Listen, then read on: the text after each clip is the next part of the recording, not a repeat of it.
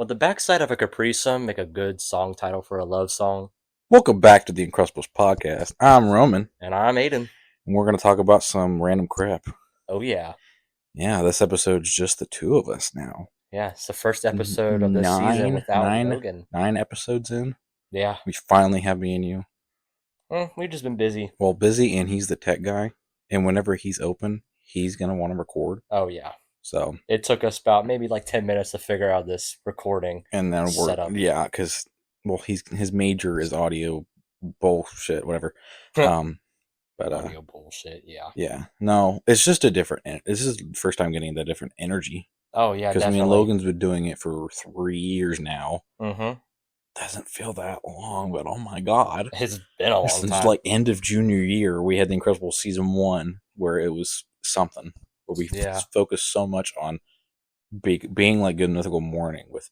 Yeah, we had the podcast and we're recorded, but now you can see our we got too much inspiration from podcasts that also record themselves in their studio, so that's why we had our pops and blah blah. Oh yeah, but we realized that just wasn't good for how we talk. It's not. It was not casual. It was too staged, too written, and we just didn't like it. Now it's chill, and hopefully you'll talk more because it's just me and you.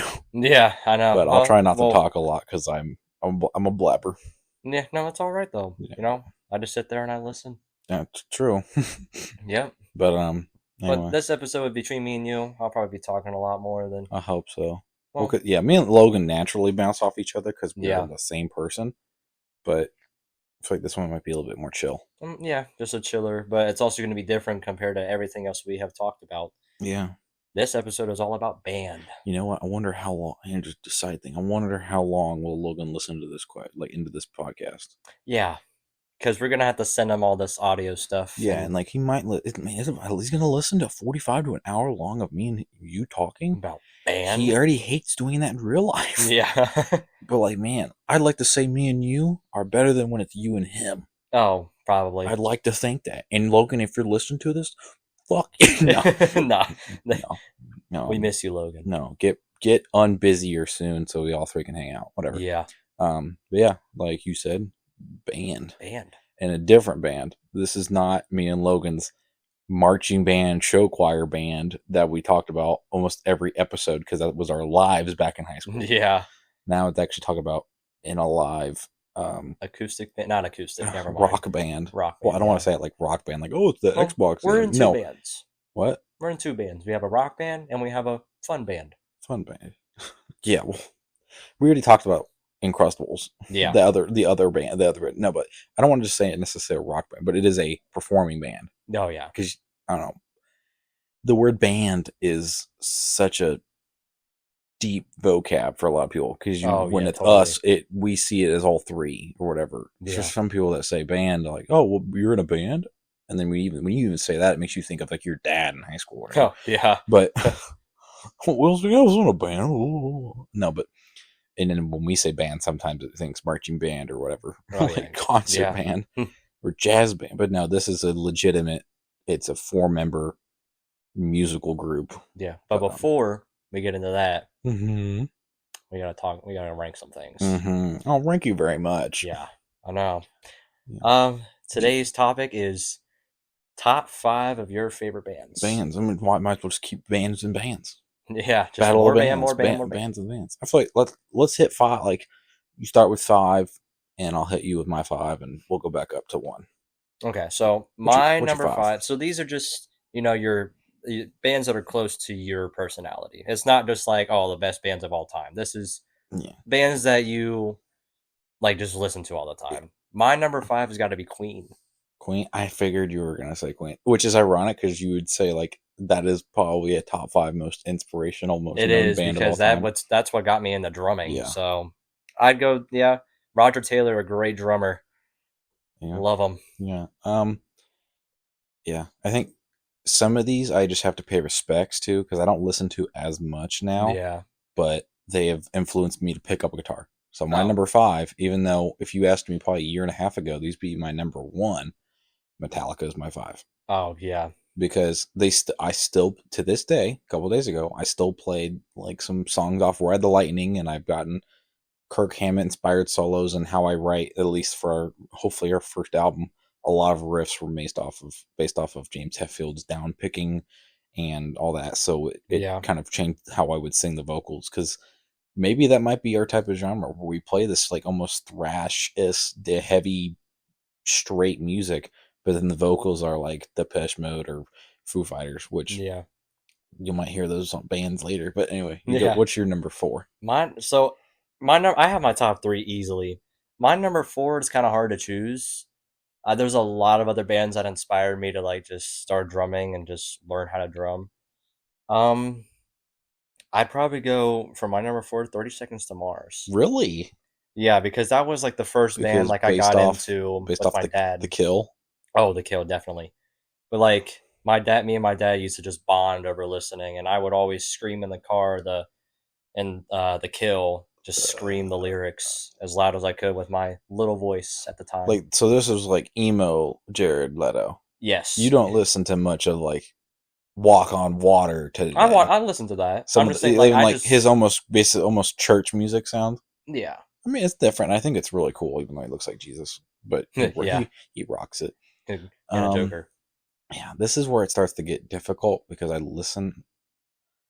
Yeah, I'll tell you, probably my top 3 are just as in right now, my top 3 today, because I listen to them so much. But my number 4 is Rush.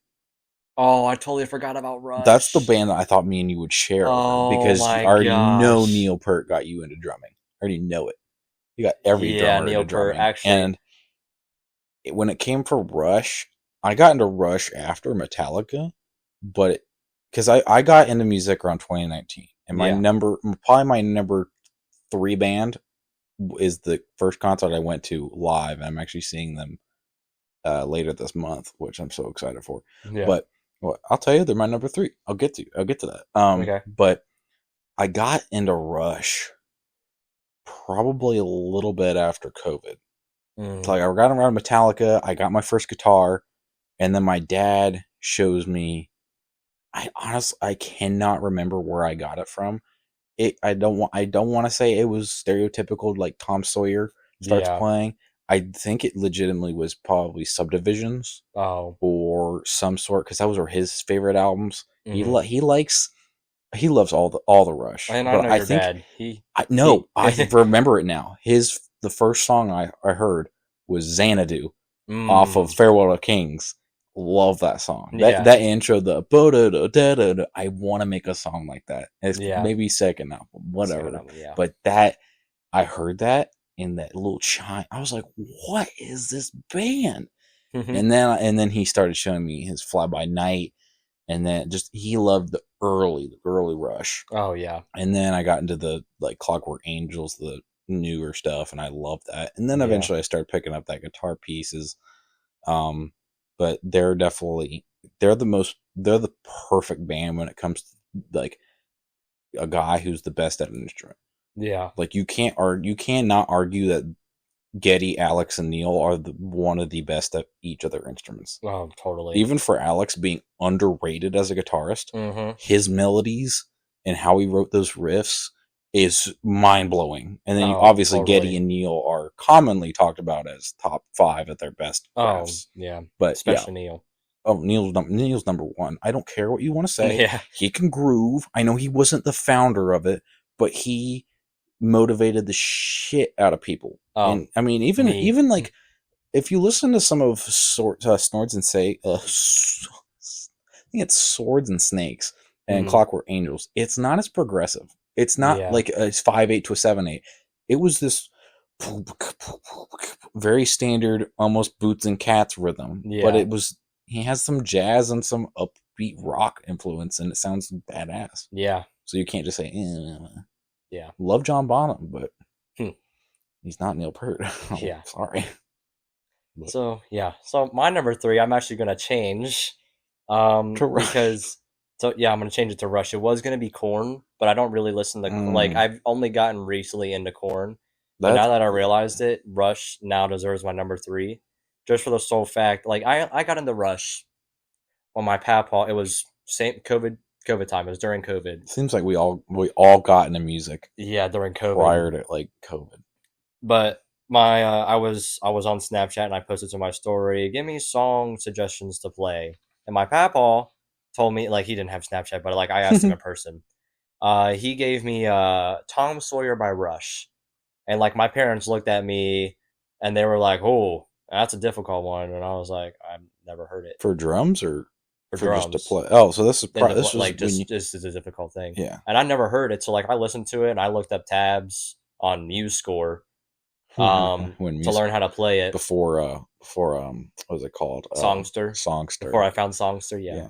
Did you show me that? I think I didn't. Someone showed me Songster, and I can't remember if it was like Eddie or somebody, but I remember like honestly, it could have been me because I like looked up like Metallica tabs or whatever, and then like that popped up, and then eventually you download the app. But yeah, lifesaver of an app. It really is for being free is one of the best online apps ever. Yeah, but I'm listening to it and I'm like, this is actually really difficult. Mm-hmm. But like I got it down being at like this was when I started drumming because it was like 7th grade. I just got my electric kit and like I was like a beginner and I literally taught myself how to play Tom Sawyer, which I still can't really hardly play, but I'm getting better at it because I'm more mature and I'm more improved. But I think you could play it, but you can't perfect. I can't perfect it, but I can play it all the way through. It's like I watched a video recently of a guy. He went to a Paul McCartney concert. Yeah, he's like, "You all know how?" Like he's like, "Yeah, I know how to play Blackbird," and he's like, "You're playing it wrong." So you can play it and it sounds like it, but the technique is not the same. And you want to master technique because you want to get better at that technique. Yeah. But then adding that technique onto that, you're like, holy shit, how does he do it? But yeah. Oh, my 3. My 3 Rush is my number 3. Yeah, my number 3 is this band I'm going to go see soon, which is Breaking Benjamin. Oh yeah, I knew your Breaking Benjamin was going to be on your list somewhere. Yeah, and they're not that big. If you listen to metal and rock, you know who they are, but they're not. Their most famous song that I guess other people that don't really listen to metal would know would be shoot, I just listened to it in the car, literally coming to here, because I Blow Me Away, because that's in Halo 2. Yeah. So people who obviously don't listen to rock can play Halo 2 though, but that's their most famous song outside of their actual album songs. Yeah. But I listened to them apart from like some other bands. My number 1 I've listened to before I got into music just because they were so influential. But yeah, I listened to Breaking Benjamin prior to COVID, prior to me getting into guitar, just because it was the Dark Before Dawn. It was like Angels Fall or something. Right when they hit commercial. Yeah. Is right when I started listening. I don't want to like confess because I'm 19, so when I'm listening to bands in the 80s and 90s, and I say like, "Oh, I just got into them when they hit," like it's not my fault. I wasn't born. But then I go back and I prefer their older albums. Oh yeah, I'm like because they were drunk and they were drugs, so their stuff sounds cool anyway. But it was never. I never really was a big fan of like. It wasn't a riff thing. I didn't get into them for the riffs like Metallica or Rush. Yeah, it was just purely groove. Like I could say the same thing for Skillet or for Seven Dust. Yeah. It's groove that just I love it. And then I actually go back into their older stuff and I really like some of their riffs. Cause okay, I'll say what was my number 4 again? Rush. All these bands, apart from Breaking Benjamin, are all standard tuning. Oh yeah. So that's why I like playing the riffs. Because you can hear them and they're technical a little bit, not super technical, but you can hear it. A lot of Breaking Benjamin stuff's in like drop D flat to like A. So it's not so much that their genre of metal and rock's not so much riffs. Yeah. It's can I support the vocals? And the drums drive it. Oh I mean, you played it. I mean, Topless is such an easy song on a riff. It is. But the drumming carries it. Mm-hmm. So, I mean, I'll admit to that, which I really want some of our next songs we make to be very drum forward. Oh yeah, to carry a groove and to carry a lot of I'll mention I'll get to it later. Well, before we hit one, I'll hit honorable mention. No, I have an and honorable I have mention an too. honorable mention, and Yeah. it's this close to sharing 5 because I love them so much. But anyway, yeah, I just knocked the mic with my elbow. I'm so sorry. Yeah, I can see the Yeah, spike. I had an itchy ear, and I'm so sorry. But I saw them in 2019 prior to COVID, and then they played Enter Sandman, and then that's when I went into Metallica and blah Yeah. blah blah. But yeah, I'm seeing them May 25th with Amber. Amber Nice. bought me those tickets for our anniversary, Oh so wow, I'm nice. and Stained is with them as well. I Ooh. love Stained. I just literally listened to them today too. I ran like a mile for exercise, and it's been a while. Yeah. But what's your 2? So my number 2, I just got into this band recently, within like a month and a half, 2 months ago. It's Slipknot. My number 2 is Slipknot. I can't believe I listened to Slipknot before you did. Probably. Well, I also list like the one song that I just knew on like for Slipknot was Duality Yeah, and probably Eyeless. Eyeless. Like even before, like the only reason I Prior, got into Slipknot was because I met Corey Taylor, and it was an honor. Shook his hand. He gave me a song to play. I asked him for a song to learn on drums. The Devil and I. Still haven't got to I'm it still yet. upset you didn't tell him about our band. I know. I didn't think it. Like I blanked and I was I like, mean, it's I it's Corey Taylor. 100% It's get it. You're Corey like, oh motherfucking my Taylor. god, Like, yeah. but Hopefully, maybe if I see Breaking Benjamin walking somewhere, I'm like, guys, listen to our yeah, band. yeah. And then I also met Sid Wilson. He's the DJ guy for Slipknot. But like that got me into just listening to Slipknot, and I love Joey Jordison's style. It is so good. It's very It's difficult. crazy. Like Eyeless is like 215 beats per minute, 16 notes on the bass drum. It's It's crazy. it's insanely difficult, but I try to keep up with it when I can. It's gonna take a while to learn, but yeah, I my bet. number 2 is gotta be Slipknot. Yeah. My number 2, and it's such a different genre of music to what we've all heard from what my list is, but it's Depeche Mode. Mm. And I can tell you multiple reasons why, but my number one and how I think I got into it was my mom listened to Depeche Mode, and both my parents did. Yeah. Since they were almost a band, like early '80s, Oh yeah. my mom didn't find out till maybe like later '80s, but my dad was like, "Yeah, I listened when they were like really poppy. I mean, Mm-hmm. almost too poppy for my taste." But she listened to the album "Playing the Angel," which is my favorite of their albums. Was recorded and put out in 2005, so prior to a little bit before my birth.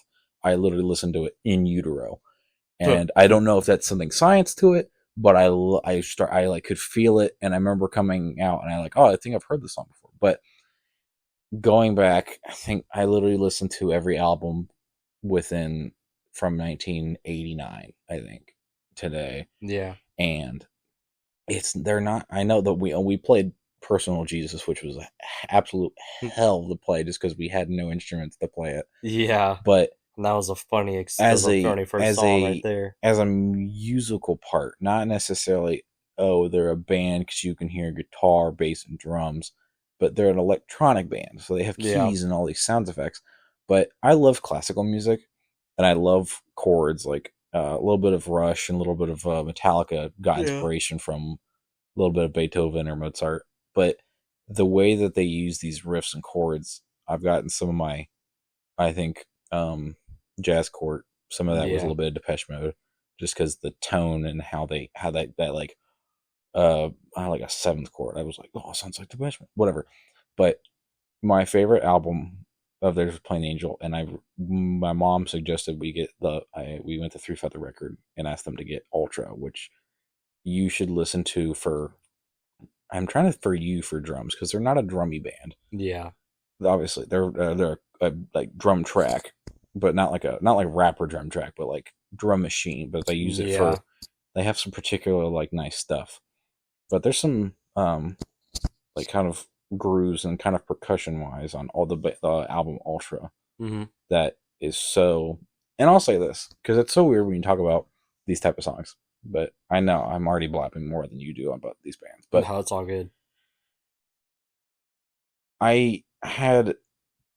This is just so weird, but I'm just gonna say it. A lot of Depeche Mode's and you'll get this when you get a little bit older and once you've experienced this, but Depeche Mode, a lot of their songs since 1991 to today are about sex. But it's not sex. It's not a sex song. It's not. But it's not. What's his name? I cannot remember his name. It's not Gold Digger. It's not. Oh. It's not these rap songs that are about humping and bumping. Not get on. Not saying bitch. Like they don't. The thong song. Yeah, it's not. Or I mean, even like these catchy ones. It's not. It's not. Anaconda. It's not big old. It's not big old butts. The way they talk about WAP. It. What? Definitely not WAP. That's the one I was also trying to think about. It's not this talking about a dick or pussy. It's this. And I mean, I don't know what your life experiences with love is and all that, but there's a few high school relationships. But they talk about it as in it's like a spiritual and a connecting with the person, and you feel very surrounded by like Dave Gahan's voice and the guitar, and it's so just beautiful how it's put, and it's not this disgustingness. Yeah, it makes you actually feel like love in a song. But yeah, anyway, they're my number 2. I haven't listened to them a lot, but I've listened to them a crap ton recently. Within the year, with being at DAP and you're sitting in studio, I just plug in an album, and that takes about an hour and a half of my life just to get it out of the way. But I listened to it a little bit when I was younger, a little bit when I was about teenagers, and I stopped all of high school, and now I picked it back up, and I cannot stop talking about them. Yeah, but you want to do honorable mention? Yeah, what's your honorable mention? Yeah, I know, honorable mention, then the number 1, or you want to do honorable mention? Like a Watch Mojo video, they go like honorable mentions, and then they go number 1. So what's your honorable mention? So my honorable mention also relates to meeting Corey Taylor. Stone Sour? Stone Sour. Really? Yeah. Crazy. Like, I haven't really listened to, like, most of their songs. I only listened to the songs that I heard Corey Taylor, like, perform live, like, not even 10 feet. We'll go 5 feet, 3 feet in front of me. Yeah. Like, we made eye contact, like, a few times. Even though I met him, shook his hand. But, like, hearing him, like, his vocal range on those songs, like, Through Glass. Oh, yeah. Is such good. And then, like, even his own personal stuff, too, like, Black Eyes Blue. Mm-hmm. From that was it when that was a CMF. Was the one my gosh, was that the one with Corey motherfucking Taylor too? Oh yeah, I'm trying to remember that. I don't know, but just meeting him just got me into these two bands. Mainly more Slipknot because I like the heavy stuff. Yeah, but I'm surprised. Like when you like think Corey Taylor and you think of The Mask, and then you actually listen to Stone Sour and some of his independent stuff. Yeah, it's so calm. Well, my parents, when we went and saw him live, it was at Whorehound. I talked about it on an earlier episode. He was singing songs that they knew and they didn't know, so they looked it up and realized that he was the lead singer of Stone Sour, and they listened to Stone Sour. But just meeting him just got me into a heavier band, and also just like a casual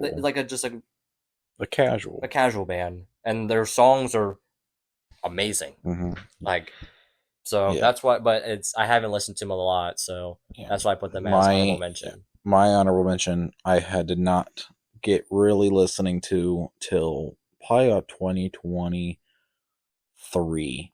Yeah, because I started listening to them really around Honor Band, right around 12, like senior year, 2023. I can't believe that was also my senior year. God, it's like you remember like football years and you like think the majority of the season is in the year prior, but then you think of the Super Bowl as like, oh, that's that one year. Like the 2019 Super Bowl, that was the Niners and Chiefs, but that was in 2018. And that was Lamar Jackson's MVP season. It's really weird. That also is like a long time ago. It's weird. It's the year after his rookie year, but it's so weird. Anyway, but this band is so close to being on my top 5. I play their songs all the time on guitar. I sing their songs. Another reason why I got into drumming as well. But I just got to give it to Tool. Oh, yeah. Because, I mean, oh, it's so hard not to put them. But it's just if I listened to them when I was a teenager, they'd be probably my top 3. Oh yeah.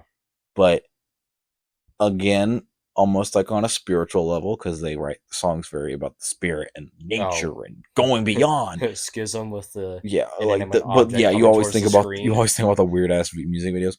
But I'll show you the song I want us to play, but it will definitely be like it'll take us like maybe a month to learn. Oh, it's not hard, as in it's not like a 4/4 song, or it's not like Tom Segura where it's this rhythmic, but it's time signatures. But if you just think about it without really, don't ignore. I'll just ignore the always having to subdivide. Yeah. By like Wilhelm and Link's always rules. I barely subdivided in jazz. Yeah, I don't subdivide at all. Only with this concert, like our concert on Thursday. Mm-hmm. Oh, I have a concert on Thursday. Is it the final? Yeah, it's the final. I'll come to it. I actually wanted to see some of you guys. It's gonna be long. Oh yeah. Well, jazz is only playing 4 songs. What? Yeah. Not 7? Not 7. Yeah, it's weird. Wow. That's fine. It's just gonna be the. Well, they're kind of longer songs too. That's fine, but I mean, I just want to come say hi to Ling and Wilhelm and just see you guys. And but I only subdivide for one of those songs because it's literally just snare rolls at the beginning. It's Pirates of the Caribbean. No, that's fine. I mean, if it's not a groove, if it's something without a groove, yeah, you have to subdivide. But yeah, grooves will carry the tempo. They'll carry it, and you'll feel it. The song goes from 9/8 to 8/8 to 7/8. That's the main riff across all of these. And I play it, but I don't think 1, 2, 3, 4, 5, 6, 7, 8, 9. I only did that after the fact. And I was like, oh, it lines up. If you just feel it and go like, you subdivide after, maybe like one click. You'll be like, do, do, do, do, do, do, do, do. You'll feel it. Oh, but yeah. There's another part later that's a little bit difficult, but anyway. But besides like the schism and blah, blah, blah, their albums of was Lateralis and then the 10,000 Days. Yeah. I haven't cried with many songs, but the song 10,000 Days, which is also called Song for Maria's, I think, Song for Maria, it's his mother. Yeah. He writes about his mom's cancer, about her dying through, and she died. She got, I think it's been she was given 10,000 days. She lived 10,000 days from like her diagnosis or whatever. Oh, wow. Actually, I think it's almost 11-minute long song. It's a long song. It doesn't feel super long, but how it's written and what it means, and it's also, I just got to give props to Justin Chancellor. Yeah, super underrated bassist. You got Danny. Oh, Danny Carey, who's well known. He's very well known. He's inspirational, but Chancellor had that schism riff. He did 46 and 2. Yeah, he's British. It's so funny. He's like, oh yeah, what's up, Mike? And just this killer, such cool riffs. Yeah, and they've definitely inspired me to write some different riffs going into the future. But I feel like I already know what your number one's going to be. Yep. Yo, what are you on the world? Everyone's a little makeup. Okay. But yeah, my number Terracotta one, which Pie. I will be seeing them Lucky. in August, confirmed. System of a Down. Very obvious. Lucky. I got into them also during COVID time. Same. And it was actually like me and you both got like really into them. Yeah, you played Prison Song on the TV showing me, and you played it on my electronic kit, and then like later I learned it. I know, because we got into them around the same time. Obviously, I think I listened to I can remember a distinctive time of listening to Chop Suey, which is like Jacksepticeye on his electric kit. Oh, really weird. Well, but also my dad played it a lot. I've heard them before. Again, but popular songs, but yeah. And then I think I remember I got deeper into them quicker than you, so that's why I learned a little bit more Prison Song. And then you're like, oh, that's cool. And then I had all of Hypnotize down, not Hypnotize, Memorize, and so do I. I know, but then when I got Memorize, and no, they're so similar. Mesmerize is the one about the world leaders, but which is Cigarro. Cigarro, yeah. Okay, yeah. Mesmerize is the best album. Yeah, and then Hypnotize is like their, I don't even know. It's their ending. It's their kind of like, I think of it as like their extra songs that they had. Obviously, they have Hypnotize and what's it called? Lonely Days. It's all great songs. But Mesmerize. But Mesmerize is what? I have Lonely Day tattooed on me. Oh, you do. It's my lyrics on the side of my arm. I know. Your parents. Take your hand and walk away. Walk away. Yeah. But once you say it like that, yeah. But yeah, no. And then I remember getting more into Memorize and like doing a Sad Statue. You know, yeah. And then Sad Statue. Such oh my god. Then we actually did one for a show. We did Lost in Hollywood together. Yeah, and I sung it all the way through while drumming. I hit those high notes during. It was at Hidden Gem. Wait, did we play a Hidden Gem? No, played at. We did. No, it was Hidden Gem. Hidden Gem was that's up in Dayton. Yes, but we played it, and we did play it then. Yeah, we played Lost in Hollywood, and I did like the higher. Yeah, only people from the bright. Yeah, I hit that, and I literally was like, while still singing, but adrenaline. Yeah, but yeah, System of a Down is for sure my number one. It's the band like literally know all the songs too. Mm-hmm. Still trying to learn some songs from their debut album and Steal This album, but yeah. Also, going back to Slipknot, even though they're my number two, I might be seeing them. Don't know though. At Incarceration, I don't know when it is, but it's up at the Ohio Reformatory. It's $140 per person, but it gets you a free tour of the Reformatory. So it's for like one day. So it's like a museum / concert. Yeah, and it's got. Awesome. I think Marilyn Manson's there too. The same night as he's Slipknot. Performing there. Yeah, he can still perform. Surprised he's not in jail. Yeah, literally with all his allegations. Yeah, and there was another band performing. His music is good. I mean, I like his music a little bit, but yeah, but Slipknot number one. All right. This was it was difficult to kind of place, but then just going back and these guys hit the boxes. But I'll say it like Christopher Walken did it. But the Foo Fighters, I'm a number one.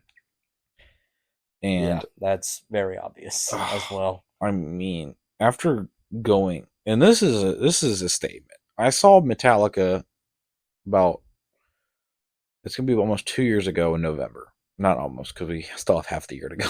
Yeah, but in November of 2023, I saw Metallica in Detroit. Great in like Ford Field and all that. Yeah. Their speakers are specifically made for Metallica, and I mean, I thought nothing would top it.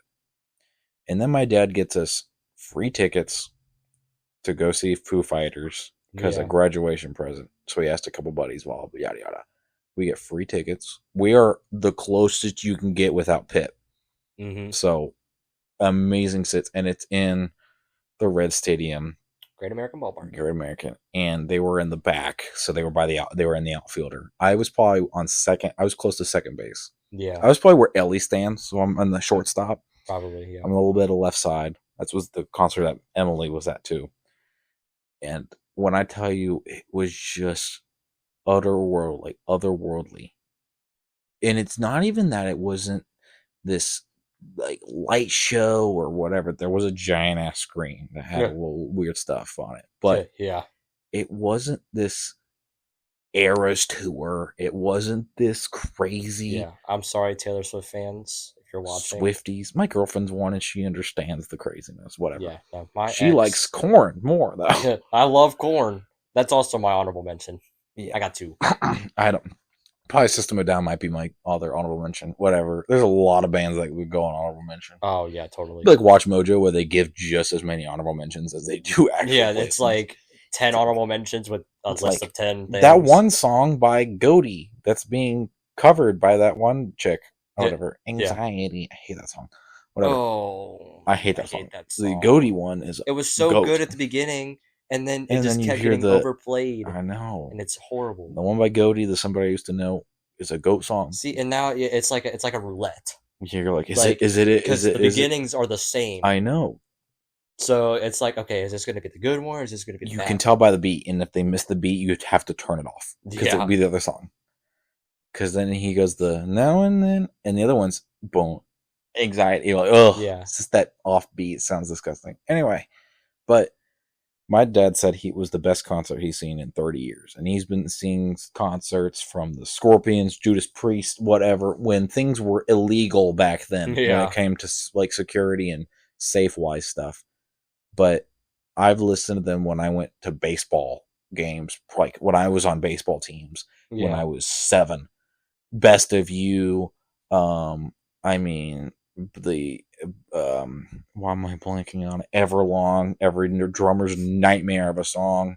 Yep. But and then obviously a little bit of coming from Dave Grohl, coming from Nirvana, which might be an honorable mention. That's for me. Also an honorable mention right there. Or kind of Alice in Chains-esque, that grunge era was definitely not an honorable mention. But I don't know. I can't over talk them because I can go over yada yada. They're a simple band. They don't have crazy meanings behind songs. They are just the resurrection of Zeppelin, Beatles. They're the purest rock band today, and they're killing it. And I cannot express how much I love them because they. I'll go over. Well, this will go into a segment because we just kind of ended it. But how I want to make songs going into the future. Yeah. There's 3 check marks of how songs are made. There's songs that are known, like how they're known. Yeah. Are the best for. Ones that how people normally gravitate to them, which are vocals. Yeah. If a song could be shitty as hell on anything else, simple drums, basic chords, if that vocal has a cool melody, it's going to be famous. Oh, yeah. It's like, you can sing it and you're like, oh, I know that song from that, blah, blah, blah. And then you have a number 2, which is like drums. Yeah. So if you know a song by like Phil Collins, also a vocal song. Yeah. Also a vocal song, but you know it from that Phil. Oh, yeah. Or take some Rush songs. You kind of know it from that drum beat. Yeah. Kind of a bit of... Or just like rock and roll. Yeah. Starts out with drums. Or a little bit of Beatles. You know that Ringo sloppy falling off the stairs hi-hat sound. Yeah. And then you get to where I gravitated, which was guitar riff songs. Yeah. So majority of Metallica. Yeah. I mean, some of Metallica was, you knew Enter Sandman because it was exit, like whatever. But or give me fuel, give me fire, give me blah blah blah. But I mean, you take anything from Injustice for All, that one. Yeah. But you know that riff and you immediately know it. Yeah.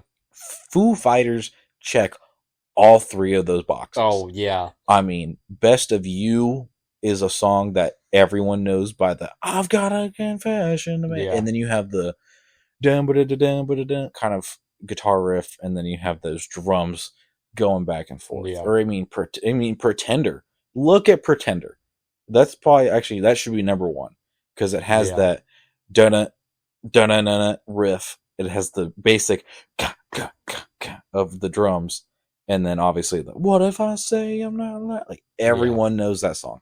And I'm trying to make songs like that. I feel like recently they've definitely been riff driven. Oh yeah. And it's not necessarily a bad thing, but that's just not that's not how I feel like we should be. That's not how I feel like we are. I feel like we're all 3 driven. I really want to drive into making better vocal sounds. Mm-hmm. And I want to bring your grooviness out.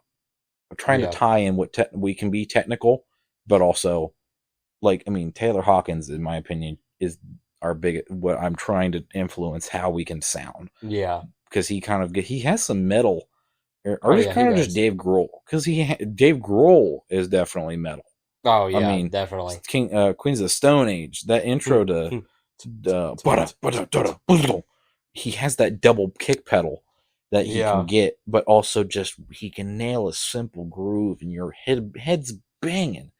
Yeah. And that's just kind of getting that motivation. Trying to get Metallica riffs a bit with Foo Fighters, having a keyboard of Depeche Mode or Rush, having a bass of Tool, and drums of all sides, and then drums of Neil and Taylor and John and Cody and Joey. Just kind of gathering everything. Yeah. But no. I'm trying to think, like, writing music is not, it's not hard, but it's also not easy. Yeah. Like when we first got together, as Ira's soul. The three of us. Me, you, and Isaiah. Yeah. We first got together, and you you guys showed me, or Isaiah showed me his riff. Like you guys played a little bit of Well Adjusted. Yeah, I think it was Well Adjusted. And I was listening, and I started playing along, and you guys told me to do all this little stuff, and I did. And then it's come along so far. It's our only song out, but it's our quote unquote most famous song. No shit. It's the only song out, and everyone knows it. Yeah. I wish everyone knew it, but it's not that well listened. It's also $300 worth of production for those songs, but we'll remake it. We only posted one. We'll remake it. That reminds me, another honorable mention is Audio Slave. just because it's like basically okay. My number one honorable mention probably over top is Alter Bridge.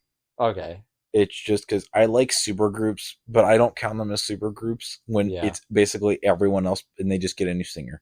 Yeah. It's not like Isle the Dog that had the bassist from another band, the guitarist from another band, two singers. No, this was Miles Kennedy and, or I should just say it was the guitarist, bassist, and drummer of Creed, and the other ones from Killing the Rage Against the Machine. Yeah. They just left their singer and got a better one.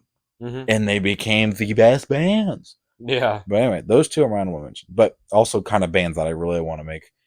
If you can learn a guitar thing, maybe if next time we jam. Yeah. If I could just have the vocals of Chris Cornell, whatever, it would be a lot easier. Yeah. But the drums for a lot of Audio Slaves are not that hard, but they have just a nice groove to it. Yeah.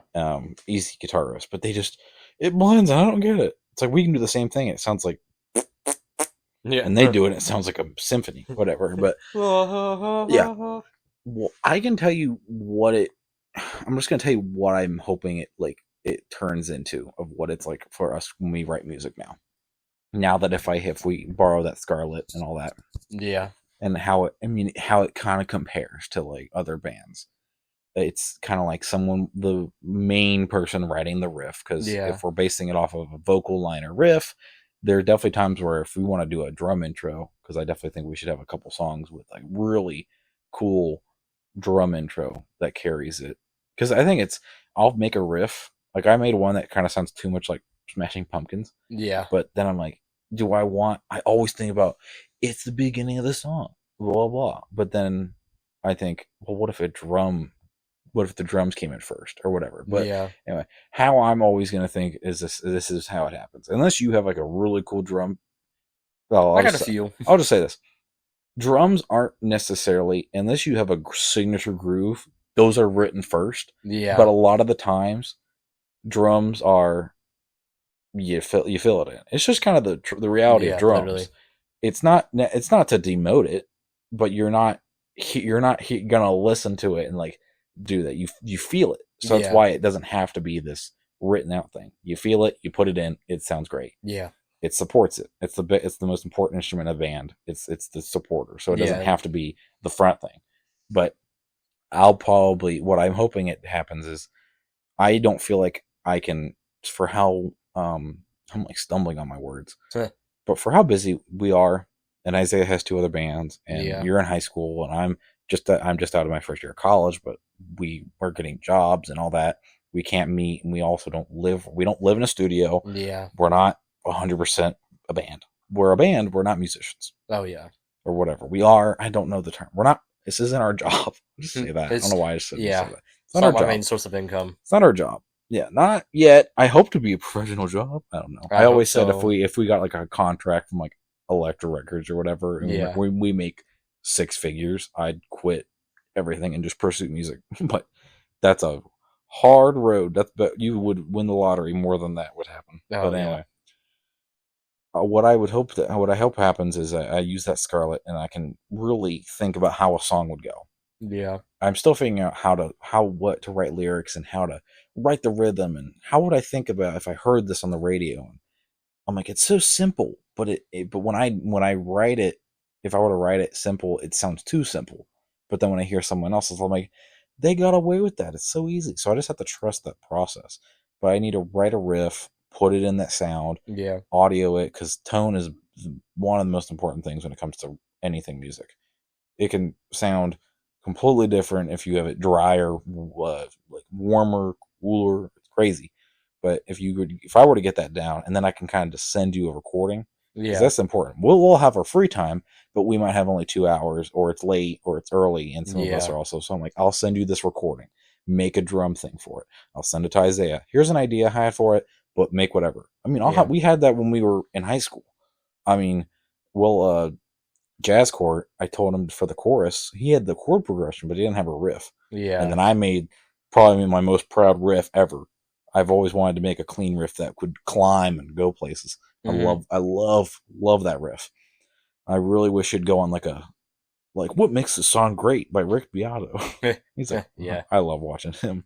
But, and then I'm like, think Pink Floyd or whatever. And then, I mean, obviously it's going to be like it's going to be like how every band does it. They'll make something, I don't like it, change it up, but good criticism. Yeah. It's hard when it comes with Emily, because I really want to have her bring out her creativeness. Yeah. It seems like I'm telling her to do stuff, or like it's just too simple. I'm like, when we're making our own stuff, I'm going to tell her what maybe I'm thinking of an influence, or how maybe I want to hear the song, but I want her to create it. Yeah. I want her to like, oh, I like that. Like, you'll do something to Phil. I'm like, dude, put that in. Maybe make that an ostinato. Create that more. Make that the rhythm. Whatever. I want her to bring a crazy feel for whatever song we want to do. Yeah, I'm like, Emily, bring something out. Play this chord, but don't just play it. Really think about it. I wanted all of us to be crucial members. But we just got to get this first album out, not worrying about performing it, because we're not going to really have a lot of chances to perform. Mm-hmm. No, and especially when I graduate high school and move on to college, then I'll be busy. We'll just have we'll just wait till we have jobs, and then once we're done with our 9 to 5, after 5, instead of going bowling or going to guys' night, we just go and we're living around here, but dude, just record or whatever. Yeah, but because jobs are easier than college sometimes, and that's how it is for architecture. Because they're like, you get done with 5, you're done. Yeah, I get done at 5, I'm still at studio for 3 hours, and then I go home and still study. It's crazy, but yeah, that's how I kind of want it to go. And I know there's gonna be hiccups and back steps, whatever, but we have 5 songs, at least almost 100% done, if not done. Yeah. And we have 4 more songs that 2 are written, but not fully done. Yeah. And then other 2 are just not at all. There's riffs, but they're not. There's either a back half that needs to be done. That's actually what it is. Diagnose and Symphony of a Dead Man have the beginnings. Yeah. But the ends are just, we don't know. Yeah. And then Crystallize and Xeno. Actually, I put the Xeno over.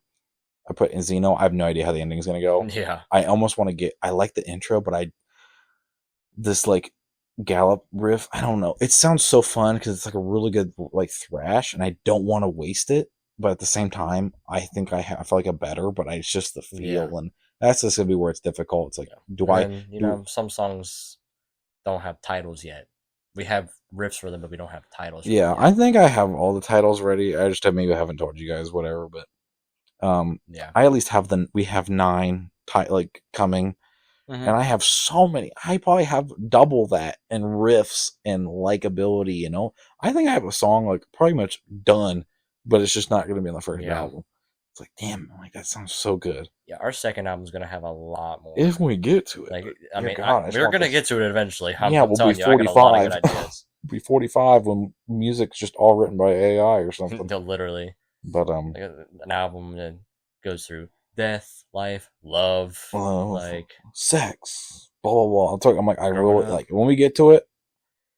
I like being a band that can write and make music can have a different type of genre in it. Yeah, I don't want to be they sound the same, which that's not necessarily a bad thing, but you definitely hear it like, I love them all the time and they didn't change. I want to be a band that has an album like The Wall.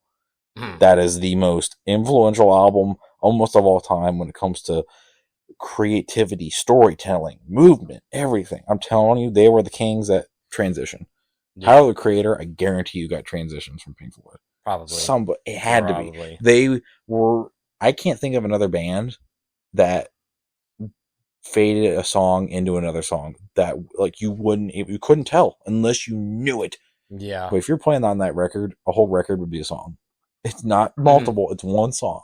Oh yeah. But there's a couple elements of that in, not necessarily story wise, but transition wise. I had that idea in the first record or first album, but the second album, I want to make a song kind of like Depeche Mode. I want to use a synth, because if we're not going to play it live, but we'll have real drums in it. We'll have a bass. We'll have obviously Emily's keys. Percussion stuff. Yeah, but you have percussion. But then imagine Emily has like 3 keys and not just one keyboard. Yeah. So I can have that kind of like, and I have a guitar or something. I want to do a couple songs where she's playing piano and I'm not singing, and I'm just singing. I'm not playing the guitar, because obviously I write the guitar first. I don't sing first. And so I end up with an instrumental. Yeah. And I have to think, shit, I gotta sing to this? Fuck, it's hard. Yeah. But I want to like just purely sing, because there's times where I would watch, like James Hetfield did one thing where it wasn't Nothing Else Matters, but it was a song where he sang and didn't play guitar, and it was gorgeous. I was like, what? But that's something I want to try and experiment with. Yeah. Maybe you would sing, Isaiah's on guitar, I'm on drums, or one of them switch. Isaiah's on keys, Emily's on guitar. Yeah. Because the keys can, and then Emily's, hold on, and then you'd have to play an instrument, sing, but or whatever. Honestly, I can do that. I can play drums and sing. No, I'm saying we'd switch instruments. Oh, it's like one of those times where it's like, all right, we're gonna sing a song, but completely switch instruments. So like I'd take on drums just because I want to so much, and that's obviously kind of like so different. Isaiah would do keys, and honestly, he can just play a keys and then do like a bass to it, because a lot of bands do that when they don't have a bass player but they have a guitar, and then Emily just does keys or whatever. Yeah.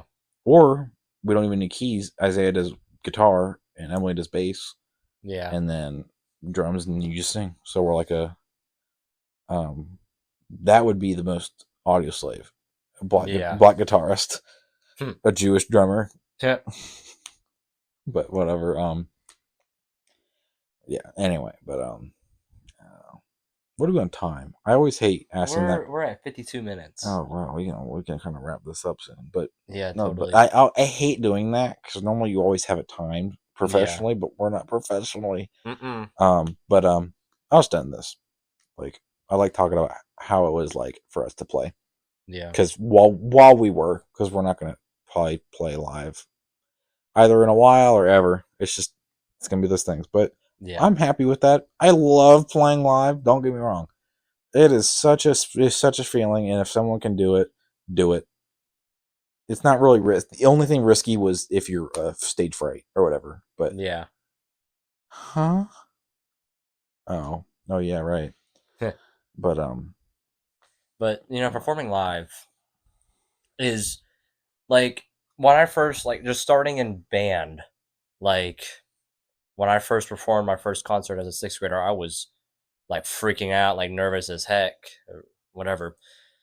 And then like getting into it with 7th and 8th grade, it was all like, it was still nervousness. But now with being in a band and being in high school, like I'm so used to it. Like performing live and talking and yeah, it's just different. It's like I get to express myself to other people while performing live and show off my skills. Yeah. Especially if there's another drummer in the room. From being a baby to sixth grade, I was terrified of just being in front of people. I would force my mom for my Chipotle order.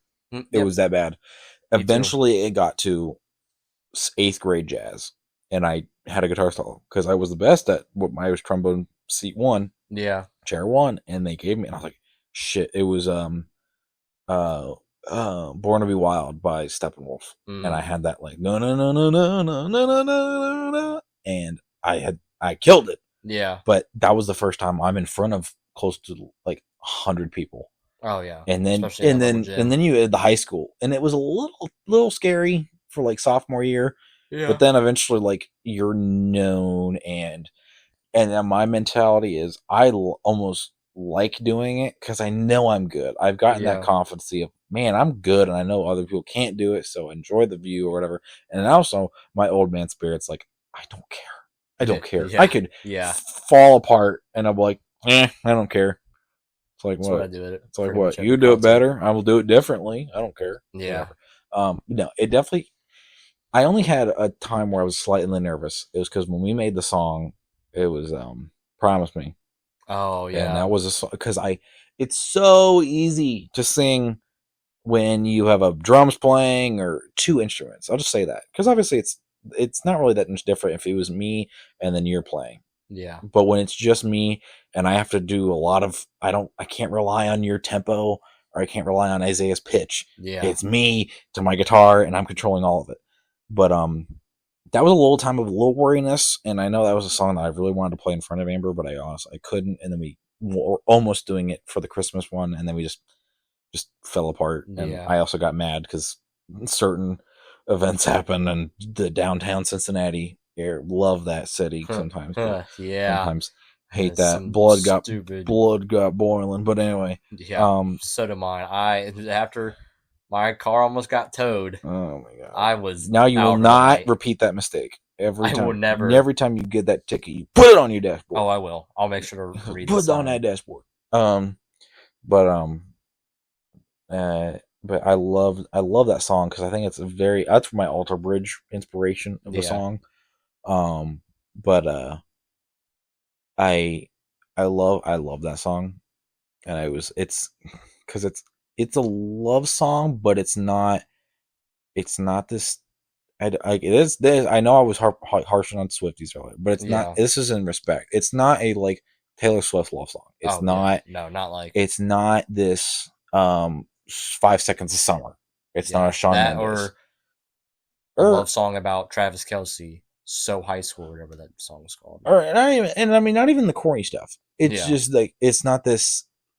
I love you or whatever. I mean, look at the '80s ones. Like those were love songs. This is a love song that's you can feel through the music. Okay, I need you, and it's not necessarily a relationship like a sexual one or romantic one. It's this. It could be a parental. It could be a best friend. Yeah. But I was feeling it as in it's the basis of any relationship. Yeah. So I had to. You promised me to do that anyway. But it's a love song that's love between people. Yeah. And another good love song. I do think that the backside of a Capri Sun is a really great love song. I like it because it rhymes with grug. Totally. Rhymes with grug. Anyway, but such a so delayed. I know. But we're towards the end. We're like, I had to remind you. Gotta put that bit in. Shit. No,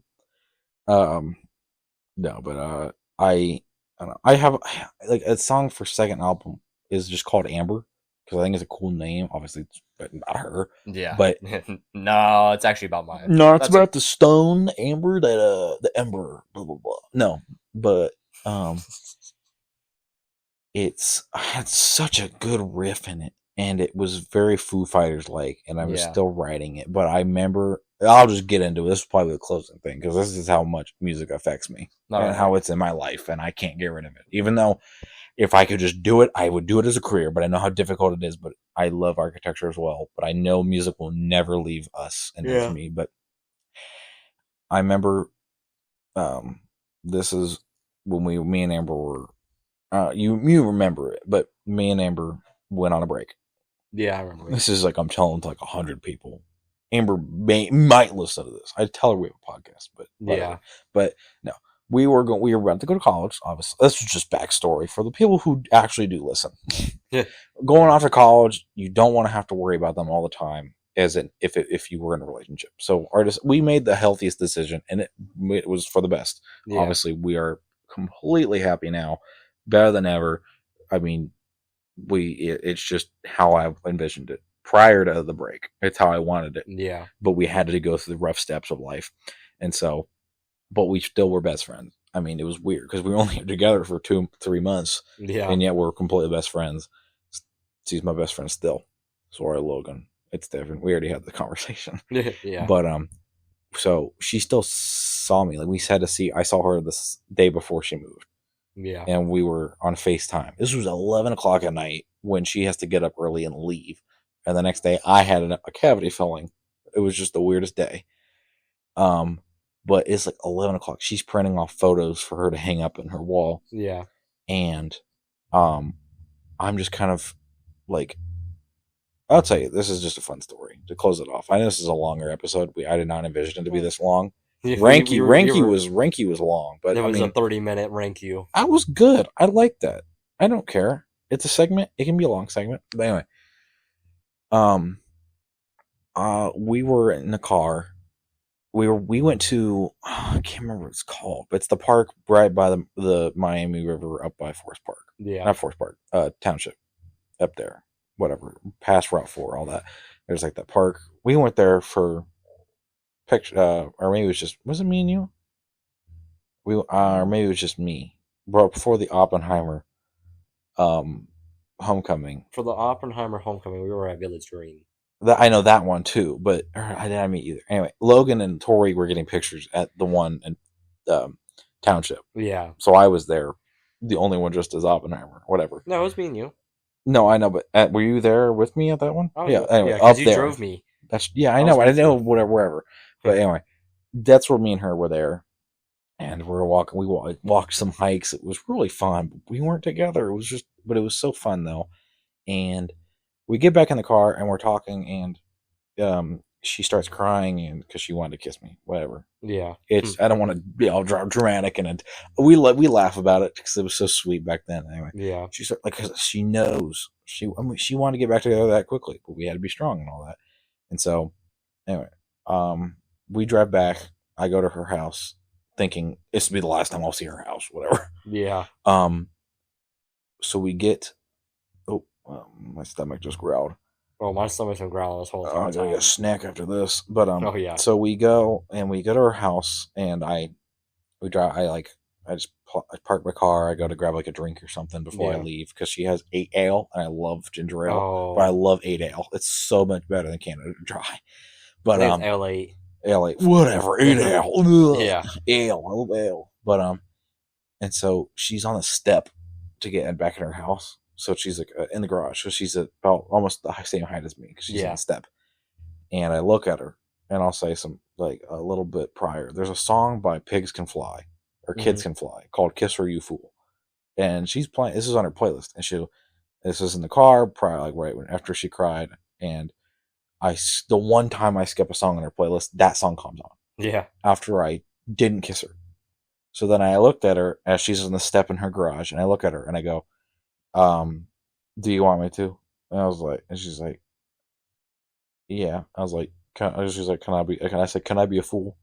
And I kissed her. Yeah. And then the rest of the day was just, that was a bad decision, but it was also a good decision, just because how we are today. And so that's all I could think about. I was like, damn, I shouldn't have done that because she was in my head forever. And you know how a wreck of I was after this. But yeah. So she's on FaceTime. She's just getting ready. And I just had the one thing I know I could do that would get my mind off of anything was I picked up my acoustic guitar. Yep. And I was in drop D. And I play this E chord. But it's an E. It's like an E7 or something. It was like bar chord of like over the second fret 2 and then a 4 of the D string. So it's like an F. No, it's a sus2. Yeah. It's because there's the F. It's a F sharp into almost the G. So it's I have no idea what you're talking about. Anyway, it's a sus2. Because sus2 meaning when you play the chord, a sus just means the resonance between two chords. Yeah. So if it's a whole step, like a root and a 2, it's a sus. But depending on where it is, you wouldn't really hear. Sometimes if it's this low, you'll hear it more higher. But especially in string instruments. Yeah, the root and then the second, that's a sus2, and there's also sus4. It's just kind of how the resonance, because that 4 and the 5th of the chord, that resonates somewhere. But I had it was technically a 9th. That's what it was. Huh. It was a E9th or whatever. Yeah. E9. But I was playing it, and then that went down to like a D major. But I played that chord, and something with that chord filled me with a feeling that I still can't. It's like an unnamed feeling. Yeah. And so this is prior, and then she left for college, whatever. I almost wrote the song. I was making the riffs. I had some Deftones, honorable mention again. Whatever. Yeah. I had some Deftones inspiration, and she's already left. I'm still at my house because I had another week till. No, I had like 2 weeks till I had to move out or start college. Since she had a week to get ready, and then she starts, and the week after she started, I started, whatever. And so when she's away, and I'm in my basement, and I'm just enjoying my guitar while I can, because I'm not going to be playing this much in college. Yeah. And then I'm like, well, what's this riff sound on my electric? And I shit you not, I strummed the guitar. I strummed that chord. I fell to the floor. I was a mess because it was not only was it reminded me of her and all that, but the chord was just, it's a chord and you feel it. Yeah. It's something music does to you and people, and it cannot be explained, but it gives off a feeling, and that's why I love it and I can't get rid of it. Yeah. And so I'm upset that I will not be able to do this as a career, but I'm sure hoping that me and you, and I know, well, however, Isaiah's busy, but if me and you on our own time, spare time, together, whatever, can master at least making and recording and engineering songs. Yeah. I can play 3 instruments well, and you can do the drums. I don't want it to turn into that, but I like all 4 of us to make the music. Oh, yeah, totally. But I'm just saying I just want this music out. Yeah, me too. And I was like, me and you obviously live a minute apart. Yeah, no, my coworkers are like always like they listen to Well Adjusted, like that's on their playlist. Like I told them about it, it's on their playlist. They keep asking me when's the new music coming out. Trying to, and I'm like, we're trying. We haven't met up at all to record or anything, but it'll be out eventually. Yeah, I'm just like waiting, and then we have and then the album cover, whatever. Yeah, but yeah, that's just what it's like being a lower level musician, carrying your own stuff and just being in the no crowds, but just enjoying it together. Oh yeah, because being in a band is so great. It is especially amazing. This kind. Especially just we're healthy. Oh, Isaiah went through a good band, but some other unhealthy stuff. But yeah, we just knew. I knew from other famous bands' experience what not to do, and so it's just so it's relaxed. Not a Motley Crue. No, or Metallica or whatever. Yeah, it's just literally whatever. Yeah, but it's just it's a family. It's a group of people that are always there. Oh yeah. Anyway. And I got Snapchat memories from our first gigs. Oh my god, I know. It was like a year ago literally when I had me and Amber's anniversary, which was the anniversary of our first gig. Yeah. And aside from the acoustic one, I was telling Amber, I was like, hey, right about now, we're playing like YYZ or Black Cat or something, because I miss playing that song. Oh, but yeah. I love that song, and I think that's another one of that's a song that is our sound. Oh yeah. Besides Jazz Court, which is kind of like a really weird song, Black Cat's our sound. Oh, totally. And I love that. But yeah. Well, I think that does it for this episode. I think that wraps it up. It was I think this is our longest all episode. All about band. I think it's our longest episode. Yeah, and I mean, if you said that 2 years ago, like, oh, again, but no, this was like obviously Logan does not have nearly as much experience when it comes to writing music and performing it. Yeah, and being in this type of band, not the Incrustables one, but in one that's making originals. Yeah, I love it. I think wraps it up. All right. Yeah, it was good talking, man. Yep. Skibbity bop.